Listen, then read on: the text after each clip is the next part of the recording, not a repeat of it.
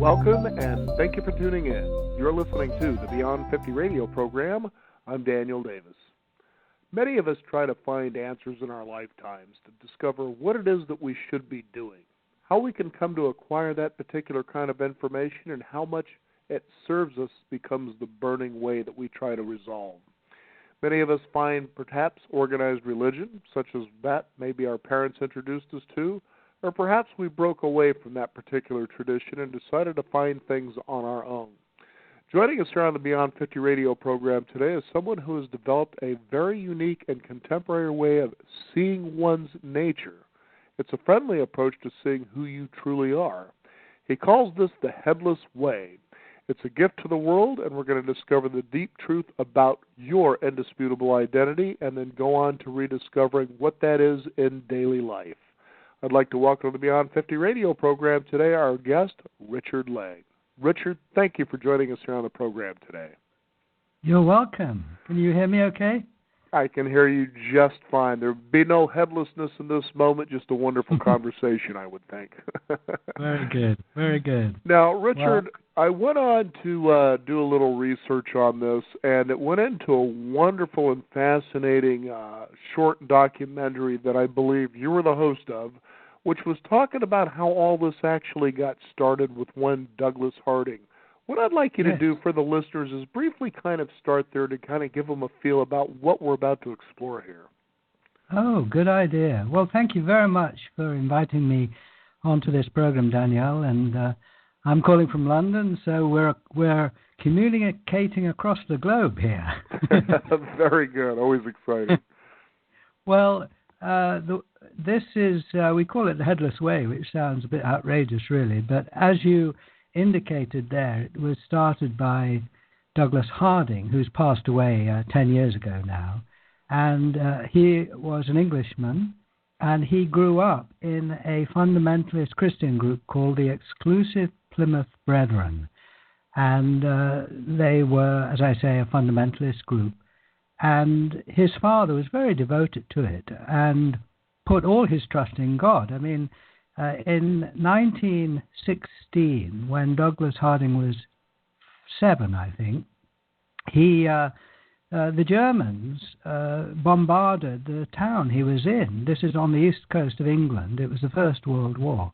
And his father refused the offer of help from the cinema owner next door to go and hide in the basement and said, no, we're going to put our trust in God. And they all went upstairs and knelt down and prayed while the Germans shelled the town. And young Douglas, found it very exciting looking out the window to see the battleships. But what this impression was left, the impression left in Douglas's mind was of his father's trust in God, really. And Douglas then, when he was 21, he left the Plymouth Brethren. He decided that their beliefs were not for him. He wanted really to work out for himself who he was and what life was about.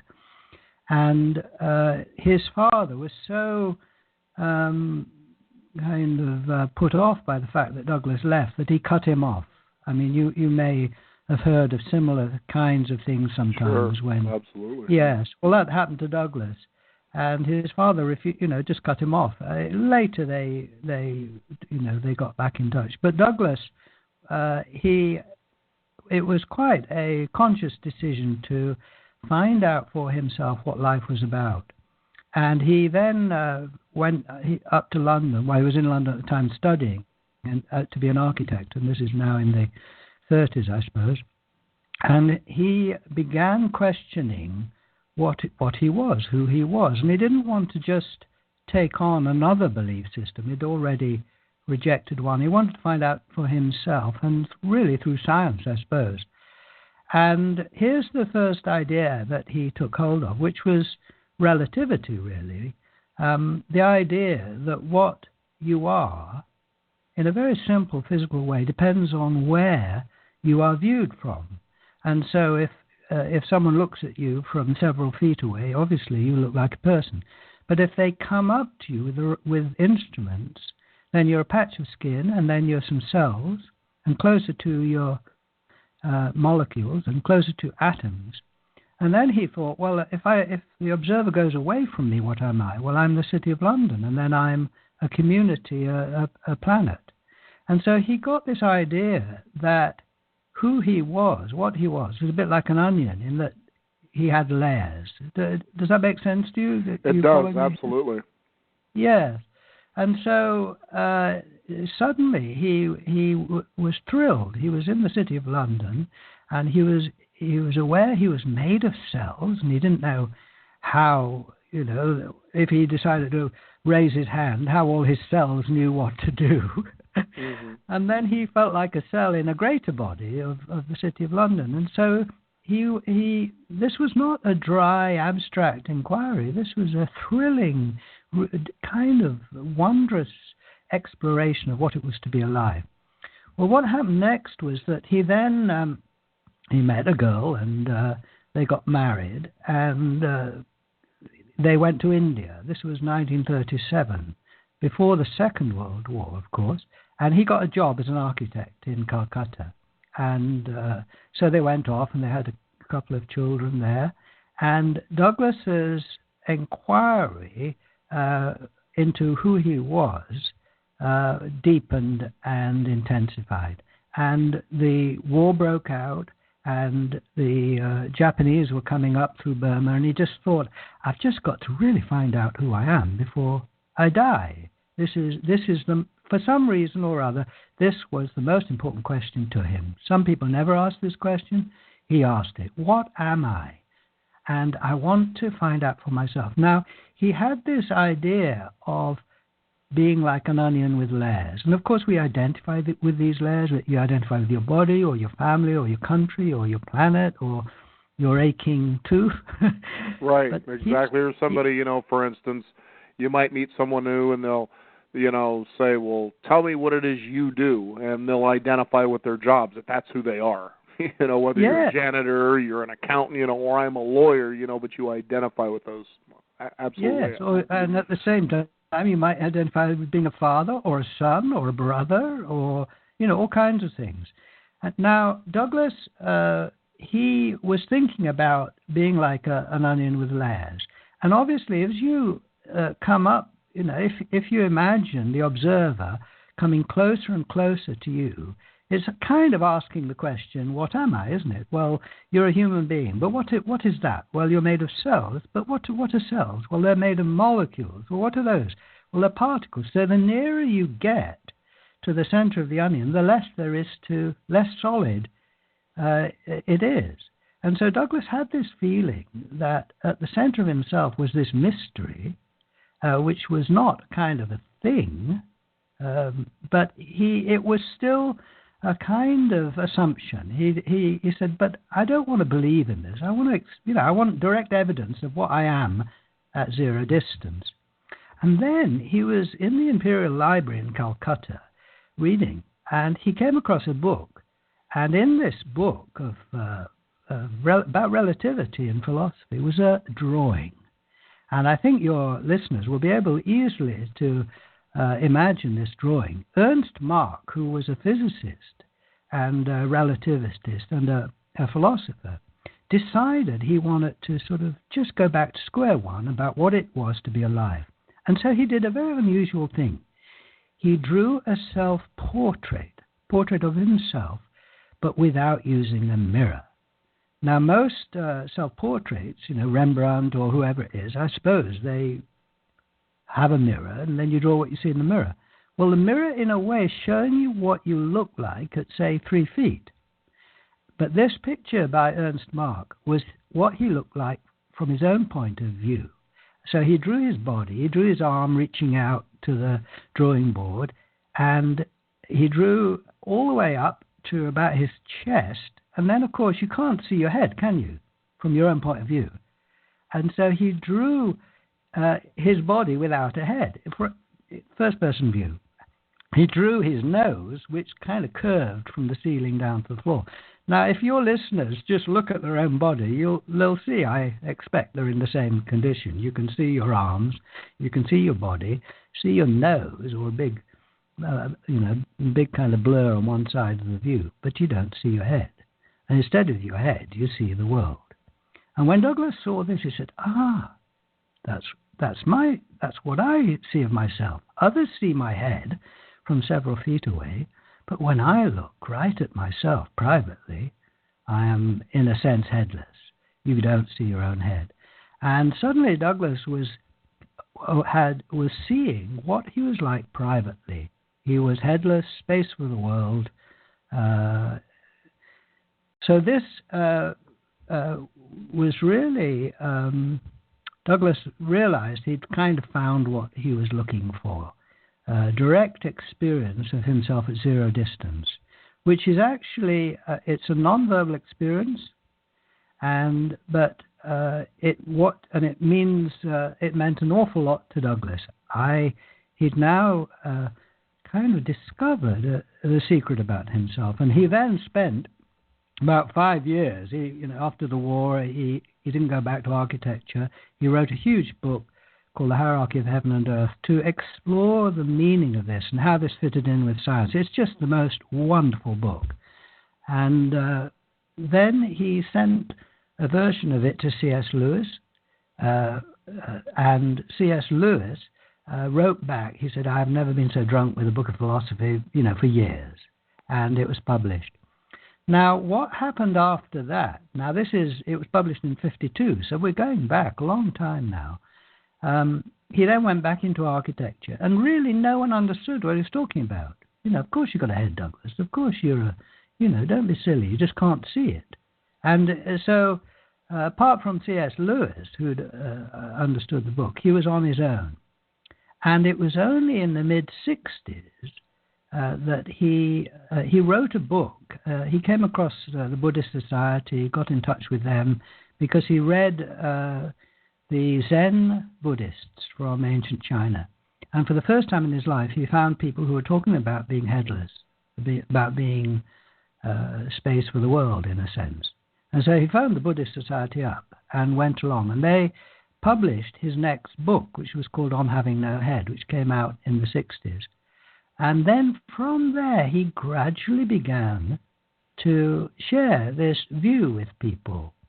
And what happened that really turned things around in a way in terms of him sharing this experience is that in the late 60s and 70s, he developed what he then called his experiments for testing the idea that you're not what you look like. And so, for example, you look in the mirror and you see your face there, and you notice that your face is there and not here where you're looking from.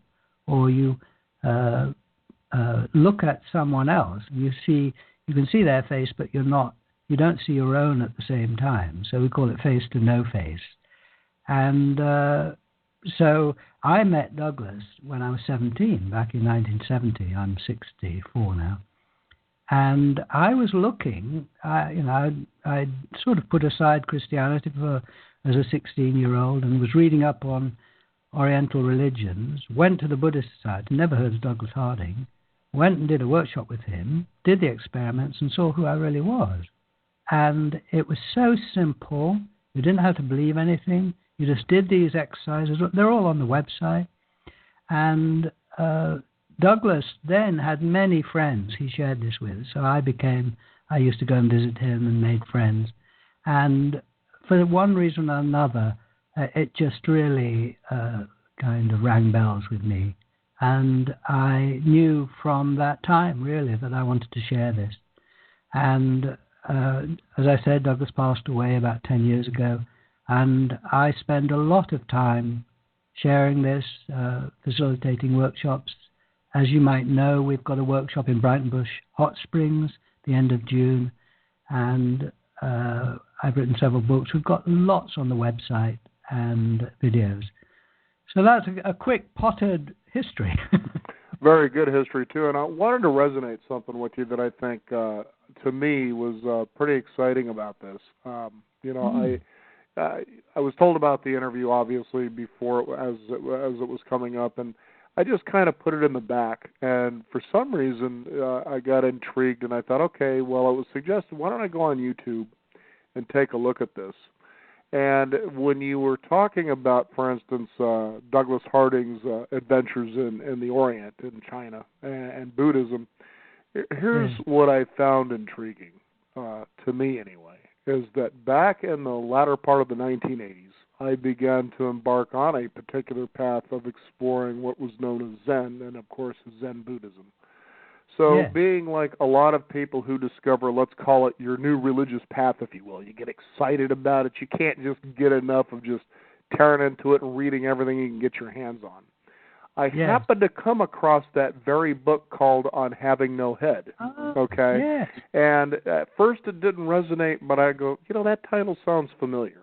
And I was getting it along with, a few other books on Zen Buddhism and so forth.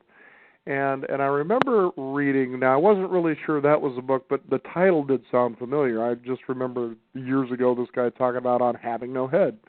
But as you were talking about in the documentary, this was sort of an epiphany, if you will, that he had. And obviously he had it before this, but he was in the Himalayas, and I said, and that's how I remember the story starting, was that he was up in the mountains somewhere, and that he realized, I have no head. Now, I was only in my 20s at the time, and so for a moment I didn't take it as seriously. In other words, I felt like, okay, this guy's kind of putting something out there that's just offbeat, and I don't even know how I came across this book searching for books on Zen and Zen Buddhism and Chinese philosophy, for instance.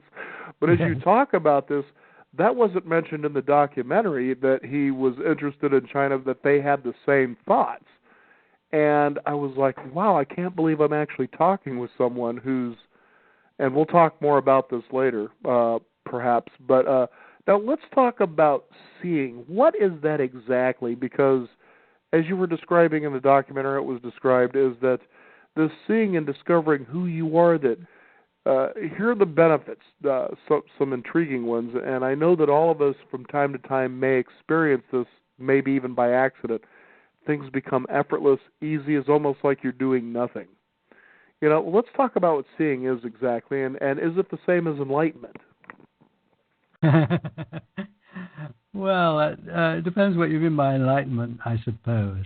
I would say yes, but I wouldn't argue the point.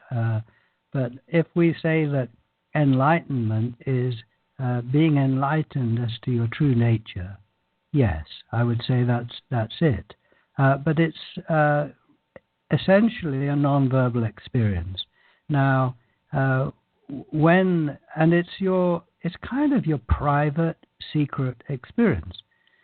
When anyone looks at you, and if you're listening to this, you can imagine this or think about this. When others look at you, they see your head and they see your two eyes. And when you look out there in the mirror, you see your head and two eyes when photographs. That is all revealing what you look like at that range. Now, you are not at 2 feet or 10 feet from yourself. You're at zero distance. And you're the only one who is at zero distance. So you're not in a good position to see what you look like from 10 feet. That's what other people see, or you see in the mirror. But you are in the perfect position to see what you look like at zero distance. And I say that from my point of view, I'm not looking out of two eyes, I'm looking out of one opening. It's not an eye.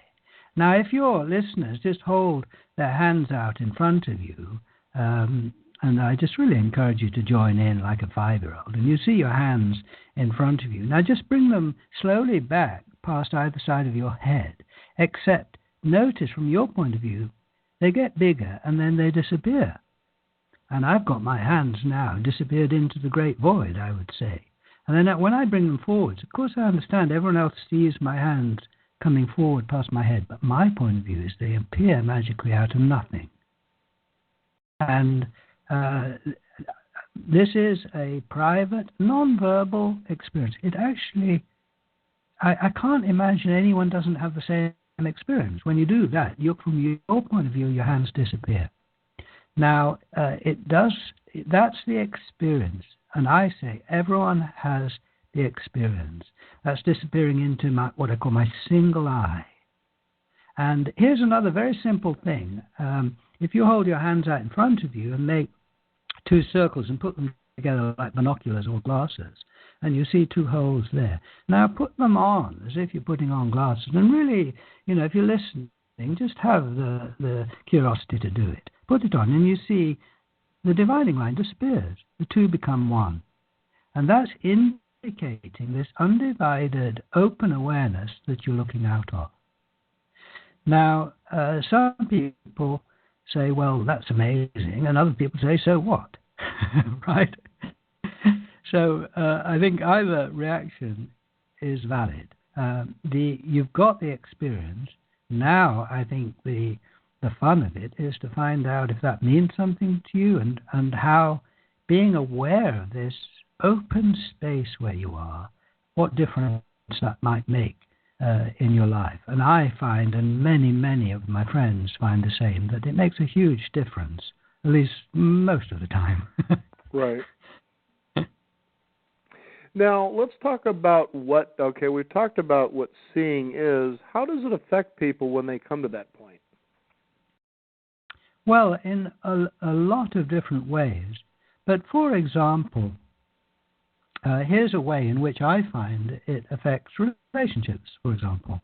So when you grow up, when you're a baby, you're headless. You're pre-verbal. You're unaware of what you look like. And you look at others and you just take them in. You're not self-conscious. And we recognize that with babies. And growing up, you learn to take the image of your face from the mirror and kind of put it on like a mask, and then live as if you're behind this face that you can't see. And that's becoming aware of your individuality and your place in society. And now you see yourself as separate from others, face to face, literally, as it were. Now, when you see that from your own private point of view, your face is missing, instead of my face, I'm looking out a window now, I see trees. Now, when I'm with someone else, then I now notice that it is face to no face here, that I'm built open for them, that I have their face instead of my own. And this is a complement and a balance to the feeling of being separate. It's very inclusive. In fact, I might even say, well, from this private point of view, I am room for you, I am you. And so this adds a new ingredient into our relationship with others. But here's another way in which, there's thousands of ways in which it benefits one. If you're driving, say, from the outside, you're in a car and it's rushing along the road. But from inside, I find that I am still and the scenery is moving. The telegraph poles are rushing and then disappearing. And so privately, I am still and the world is moving through me. Now, I understand from the outside, I'm moving and the world is still. But from the inside, I'm still and the world is moving through me. Now, this is very restful and fun, too. Honestly, any aspect of life you look at and you start becoming aware of your own private first-person point of view, it turns everything round and upside down. And people's experience is that when they see this, many people's experience, is that they begin to understand, for example, what the mystics were saying. Jesus, if your eye is single, your whole body will be filled with light with no place dark. Well, my eye is single, and instead of my head is this light, this awareness, and it's full of everything. And even the stars are in me. And this is a way, a very simple, direct, physical way home to your true nature, which is not verbal, but we might say it's like light or silence or stillness. It's a kind of deep mystery from which guidance comes.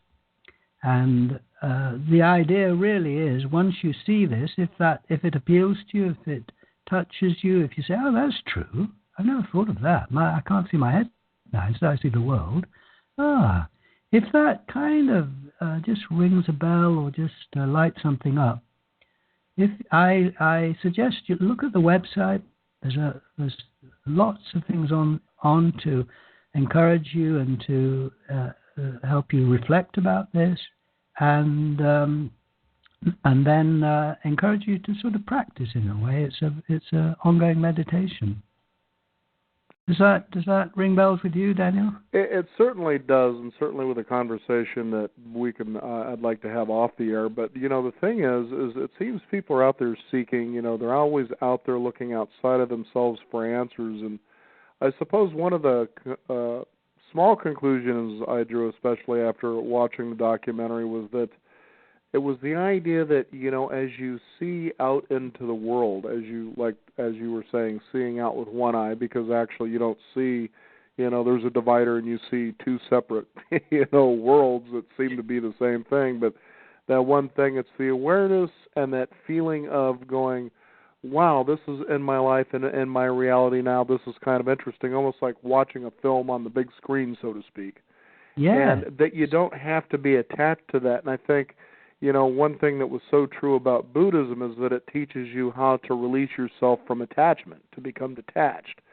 Now, most people might look at that and they would say, without a clear understanding, that would be kind of silly. That means that you don't mean anything, that it doesn't mean anything to you. And I say to myself, or to them perhaps, no, detachment simply means that, for instance, let's say that you cause a little ripple, that you've made a mistake at work. We seem to really attach ourselves to the outcomes, for instance, approval at work. Will I have a job the next day? Especially when things during, downturn economic times, cause that sort of distress in people, wondering, am I going to, be able to make it the next day and pay all my bills? So you start to suffer because you're attaching yourself to an outcome that hasn't even occurred yet. Yes. Or you may attach yourself to an outcome that has, worried that you're maybe going to make those same sort of decisions again. So you're attached to that. The idea with this is sort of like, as you can look at the Buddha who seems happy with the stick and the little bag over his shoulder, realizing the Buddha has everything he ever needs, and he can smile with the large ears because he's just enjoying each moment as it presents itself as it is, without being attached and saying, no, I wanted it to be this way. How many times have we planned something, maybe a party for someone, and we're so attached to the outcome that we don't realize if we just simply surrender and enjoy that we've made a concerted effort to move in a direction, just allow to see what happen, and you realize it actually turns out better than you expected it to. I know. There's that prayer, isn't there? Help me change the things I can change and accept with serenity the things I can't change, and give me the wisdom to know the difference. Yeah, very good. I know that you've certainly hit this on the head, and I would encourage people to go, on YouTube to find out more about this wonderful documentary there, and also give out that website if you could for us. Yes, it's headless.org, and there's lots on there. Is there a chance for me just to explain another little aspect of this, Dan? Absolutely, please. Out of time? Okay. So one thing that has helped me kind of put this in context is quite a simple idea that relates to our personal development. And it's the idea of 4 stages. And I'm going to unashamedly use the headless jargon. So in the first stage of the baby, the 4 stages are the baby, the child, the adult, and the seer. And it's not very complicated. You'll see what I mean. In the first stage, as the baby, you're headless. You're at large. You don't see your own head. You're pre-verbal. And that's the first stage. From day one, parents and others start reflecting back to you what you look like through language and through gestures. And you gradually begin to understand that they can see you. You see your head, and they reflect back your identity. As a child, in the second stage, you're getting the idea. You're putting on the face in the mirror. But you're still not quite sure, and it's just as easy to be an airplane or a bird as it is to be a little boy or girl. And this second stage of the child is very free and creative because you're between 2 worlds. You're not yet in a box of your identity, but you're trying on lots of different kind of boxes. The third stage of the adult is when now you have, quote-unquote, grown up. You identify with the one in the mirror, and you say, yes, I am what I look like. I am Richard, and I'm separate from you, Daniel. And that is me. And the idea of being headless is nonsense. Of course I'm a thing. I am what I look like. I just can't see my head. And we think that that's it, that growing up is about finding which identity you are, the one in the mirror, and then making the best of it. And I say no. There's a fourth stage if you want it. And it's what the whole thing is about, which is now that you have got your head on, now that you identify with what you look like, you've got that going, you're acting deeply as if, I'm acting deeply as if I'm Richard and you as Daniel. Now I am in a position to take a fresh look at what it's like to be me privately. And I look again and I see this headless space. And seeing this headless space is now quite different from the baby who, as a baby, I was unaware of myself as an individual, unaware of my face. Now I'm aware of both. And being aware of this private, open, boundless awareness where I am, full of everything, and yet at the same time being fully aware for others I'm just Richard. This is the icing on the cake. This inner awareness of this freedom, of this stillness, of this silence where you are, of this no mind from which flows what you need moment by moment. This inner awareness of this treasure, this enriches one's life. It's a private inner thing, yet anyone who looks will find the same mystery. And I think, gosh, if you don't go on to this fourth stage of the seer, where you reawaken to this unlimited awareness where you are, this one awareness, this reality that's stable, that was not born and won't die, that includes everything, that is still and at peace. If you don't awaken to this, I think, gosh, you're missing out on a fantastic treasure. Absolutely. And you're so true, too, that as babies and young children, we just tend to kind of go out in the world and we just follow our desires and what excites us, what interests us. And then soon people start slowly but surely heaping little labels here and there and rules telling you, you can't do this or you should do that. And the next thing you know, you're into, your grade school, junior high, and high school years. And pretty soon with these labels that we tend to believe, we start wondering whether or not, we're approved by our peers, we're accepted by our peers. Then we get into our adult years and we find ourselves, because of our education system, basically doing the same thing in search of career.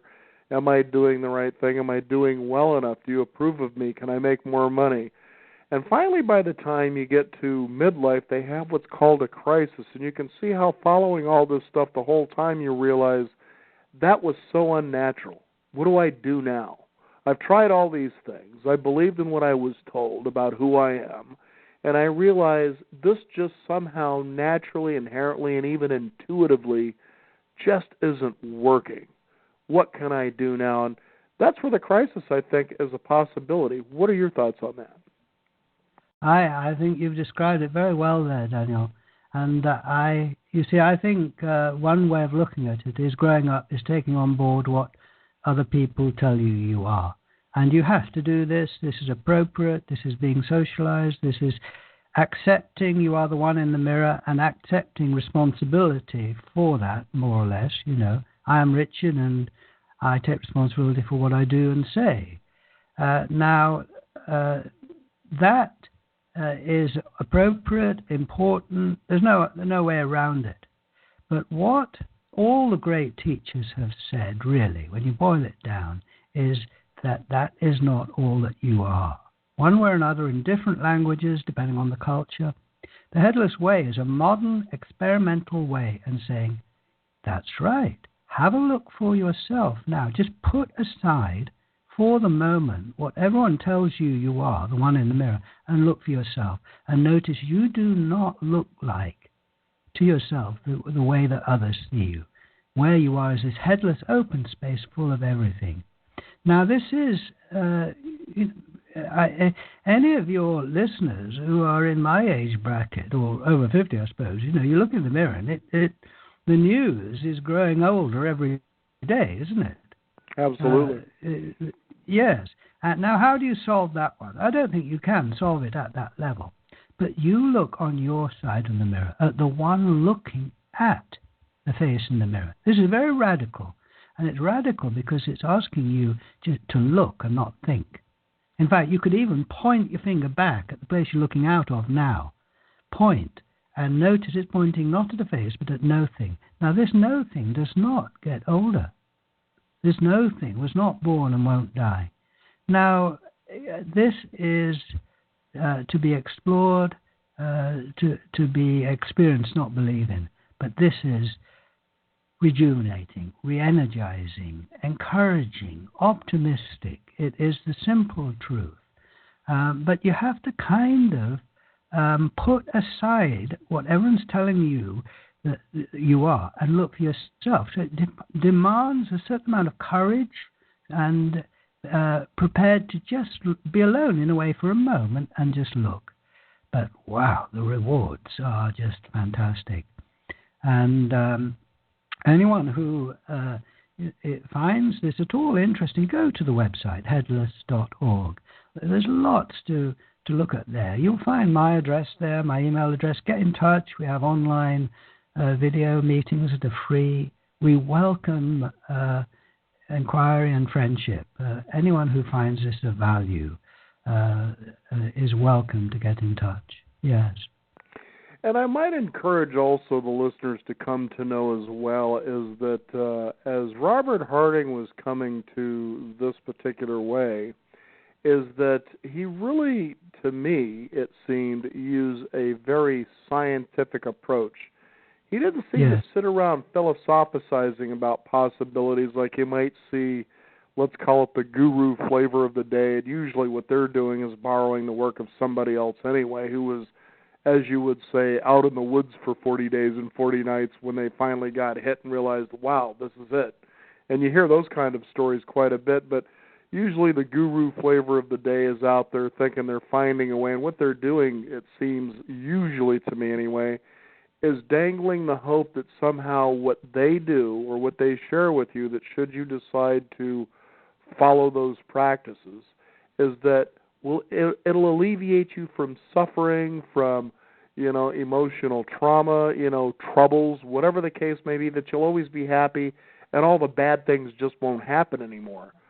But in this, as Robert would point out, no, you begin to see your true nature. Those things will happen, but you'll just experience them much differently than you would maybe in other ways. Yes, well, one way this may or may not, ring bells with your listeners, but if I hold my hand up now and your listeners, you can try this, and you look at your hand and you see your arm, and it comes back and disappears into this headless space. That's how I'd put it. So, in other words, I'm looking down at my hand from this single eye, this open space. Now, excuse me, if I make my hand into a fist, then my hand gets tense. And then I pay attention. I notice the space I'm looking from is not tense. This is a tension-free, stress-free zone. And this is noticing that suffering and problems are kind of out there in the world, and they're not at center. I'm not asking you to believe this. I'm saying just have a look. Does that mean that the problems go away? No, it doesn't. Does that mean the pain goes away? Not immediately. No. But does that mean that you have discovered a place at zero distance that's always accessible, that's free of these things? It does. This is very practical. This is experimental. This is egalitarian. There isn't a hierarchy of seers. What I mean is that when you look back at the looker, and notice this headless space, you can't see this no head more clearly or less clearly than anyone else. But your reaction to it will be different. And so at center we're the same, but how we respond to this treasure, this awareness, is different. And that's the joy of meeting up with others and sharing our different reactions to this non-verbal treasure right where we are.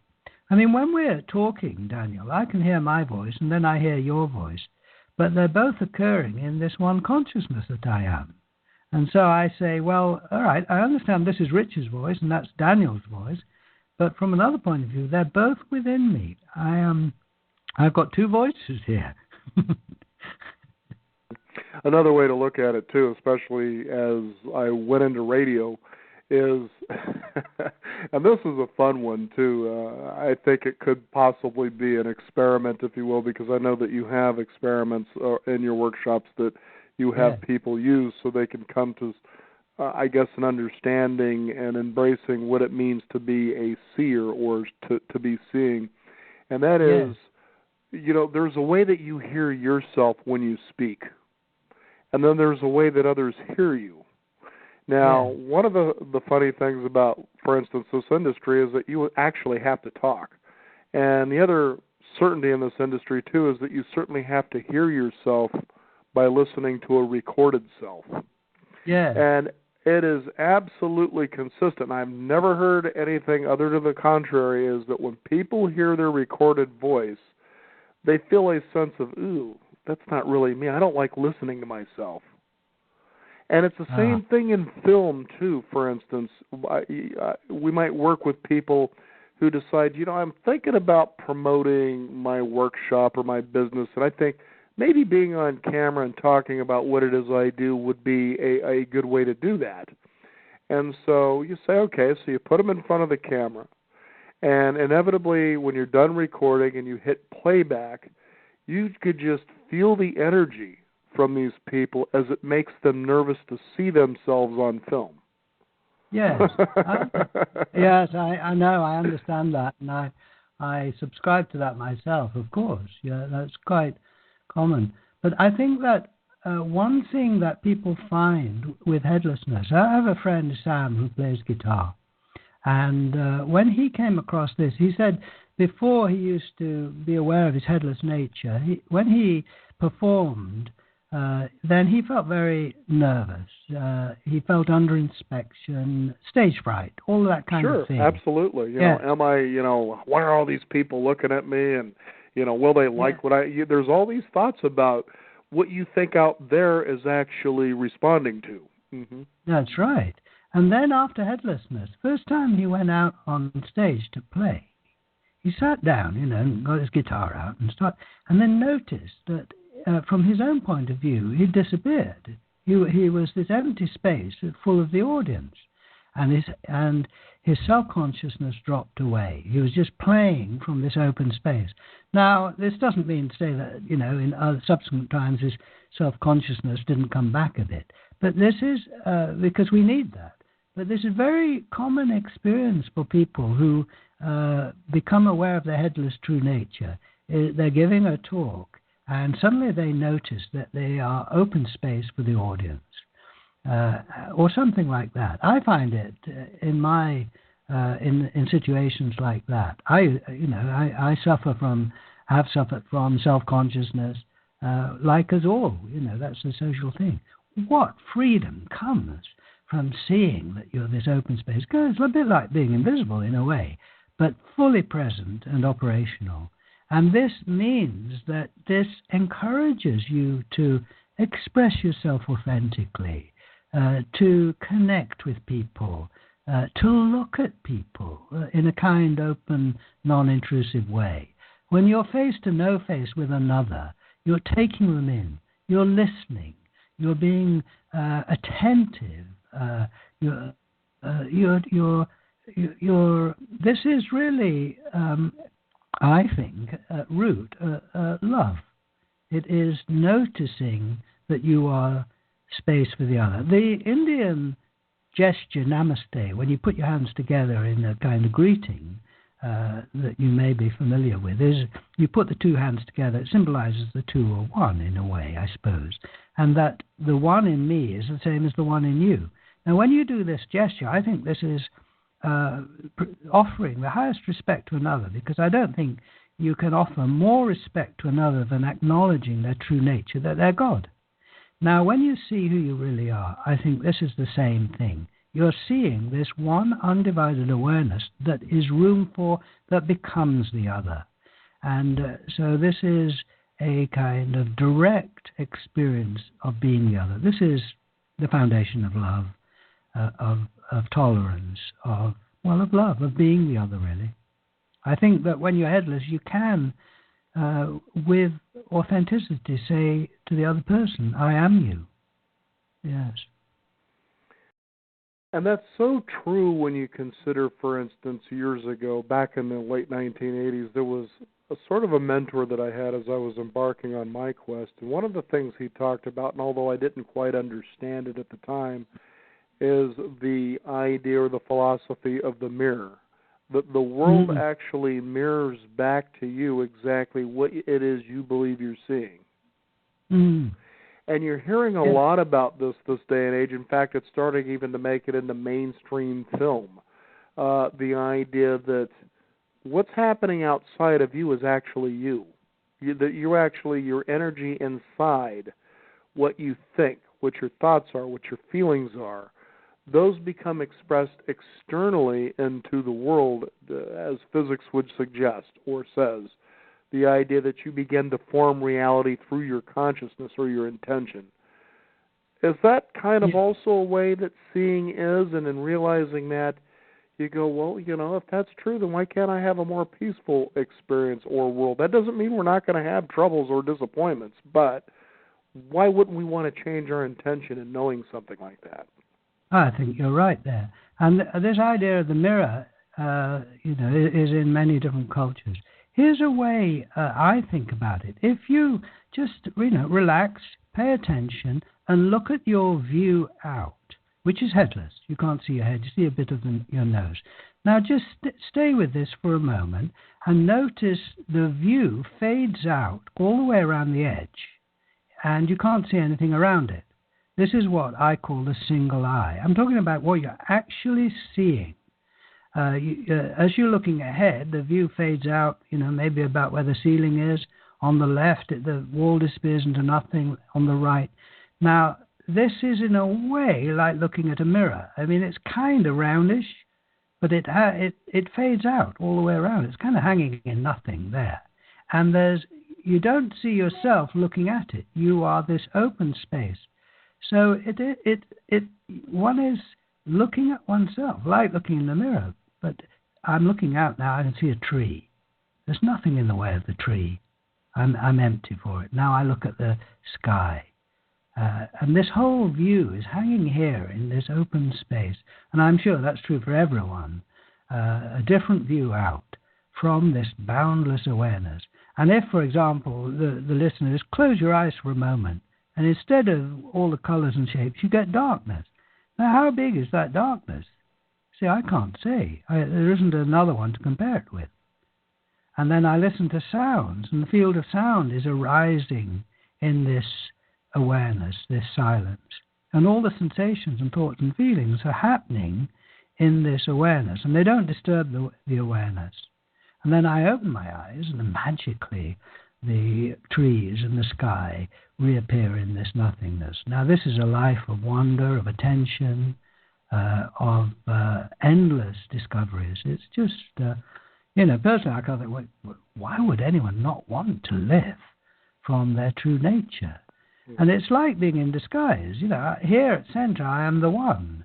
I am this awareness, God, Spirit, the country of everlasting clearness, whatever you want to call it, But I know that I appear as Richard. It's like being a king in disguise. Right. Wonderful, wonderful. And therefore I know that you, Daniel, where you are, you're the same one. Wow, this is healing. Mm-hmm. I'm reminded of a time that I had a guest on the program, an anthropologist, ethnobotanist, by the name of Wade Davis. And he was describing in one of his books about how a new shaman would be inducted into the village as the village seer and healer. And as it simply goes, that the one who is selected is actually selected before the person is born. And they just somehow know there's a ritual performed. Then the woman who's carrying the baby goes into a cave. and that's where she births the baby. And then she goes on to spend, I think it's close to eight months to almost a year with the baby, nurturing it, being with it, but never leaving the cave. And then comes a time where she then surrenders the baby over to the sages and so forth, the people who will begin nurturing this young shaman into existence by telling this baby, and raising this baby, about all the wonders of the world that it will come to experience. And I believe it is by at least their age of 7 or 8 years old. So this baby's been in a cave for a while and been told about all of these marvelous wonders and just the idea of being alive, the magic of it all. And then finally steps out of the cave for the first time in its entire life and gets to experience firsthand everything it has been told. And I remember when I was reading that, the explosive reality of wonder and enthusiasm that must encompass this person as it steps out into the world, realizing that everything it is now experiencing, that it was told, is much greater than even its own imagination. And the feeling of possibility that must exist in a person or people being raised that way, you would almost feel that you were bound by nothing and that there is nothing that you couldn't do. Yes, I understand. And I think that relates to the Headless Way, that at the heart of this approach is a sense of curiosity and wonder, not taking things for granted and not just accepting what society says you are. Well, like all the great... Yeah, I was going to say, like Jesus in the Sermon on the Mount, ye cannot enter the kingdom of heaven lest ye enter as a child. He's simply saying the kingdom of heaven is marvelous, but if you can't get back to what you were like as a kid, forget about it. You're just never going to see or experience that. And as adults, I think that's frustrating that we get so caught up in the day-to-day that we forget what that was like when we might feel a disappointment as a child. No, you can't have that right now. You'd throw maybe a fit, but then you were on to something else. I know. I have always appreciated the Headless Way from the point of view that it makes this experience of one's true nature accessible no matter what your mood or situation. You can always notice you can't see ahead and see who you really are. And so it's not dependent on any particular context. This is very freeing. This curiosity, this wonder, even that, comes and goes, that sense of wonder. But what does not come or go is your true nature. And, why neglect this? Why don't leave it too late? Don't leave it till you're on your deathbed. You start to live consciously from your true nature now and enjoy your true nature in your life. And this will guide you in a unique way. It will take care of you, I'm sure. It is nearer to you than your breathing.